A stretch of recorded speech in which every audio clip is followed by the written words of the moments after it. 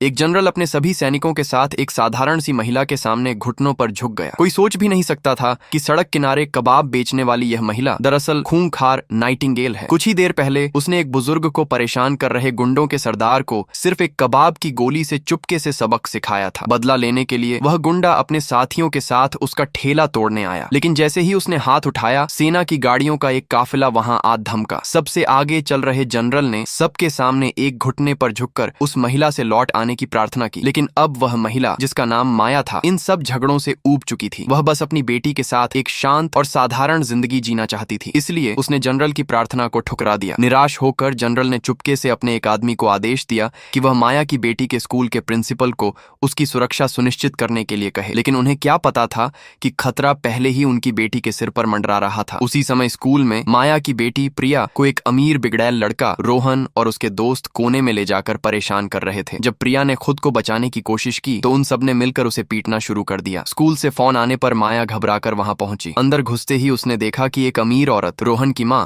उसकी बेटी पर चिल्ला रही थी और उस पर अपने बेटे को फंसाने का इल्जाम लगा रही थी। माया दौड़कर अपनी बेटी को बचाने गई, लेकिन वह औरत और भी जोर से चिल्लाने लगी। उसने अपने बेटे के हाथ पर लगी खरोंच दिखाते हुए झूठा आरोप लगाया कि प्रिया ने उसके बेटे को काटा है। वहां खड़ी टीचर भी उस अमीर औरत का ही साथ दे रही थी और उल्टा माया को ही डांटने लगी। यह शब्द सुनते ही माया का सब्र टूट गया। उसने एक जोरदार थप्पड़ उस औरत के गाल पर जड़ दिया। वहां मौजूद सब लोग हैरान रह गए। अपनी मां को पिटा देख रोहन गुस्से में माया पर हमला करने दौड़ा, लेकिन माया ने उसे एक ही झटके में काबू कर लिया। बौखलाई हुई अमीर औरत ने फोन निकालकर अपने आदमियों को बुलाना शुरू कर दिया। तभी प्रिंसिपल वहां पहुंचे। टीचर ने तुरंत शिकायत की कि माया ने शहर के सबसे अमीर आदमी के परिवार पर हाथ उठाया है। प्रिंसिपल गुस्से में कुछ कहने ही वाले थे कि उनकी नजर माया पर पड़ी। उसे देखते ही उनके चेहरे का रंग उड़ गया। उन्हें जनरल का फोन याद आ गया। उन्होंने तुरंत झुककर माया से माफी मांगी और उस अमीर औरत को चेतावनी दी कि अगर उसने यह मामला यहीं खत्म नहीं किया तो उसके बेटे को स्कूल से निकाल दिया जाएगा। यह देखकर वह औरत और टीचर हक्के बक्के रह गए। जब माया अपनी बेटी को लेकर चली गई तो टीचर ने हैरान होकर प्रिंसिपल से पूछा कि उन्होंने ऐसा क्यों किया। प्रिंसिपल ने कांपते हुए जवाब दिया, क्या तुम्हें पता है कि उस लड़की के पीछे कौन है? इस शहर के सबसे बड़े जनरल। लेकिन कहानी यहीं खत्म नहीं हुई। अपनी बेइज्जती का बदला लेने के लिए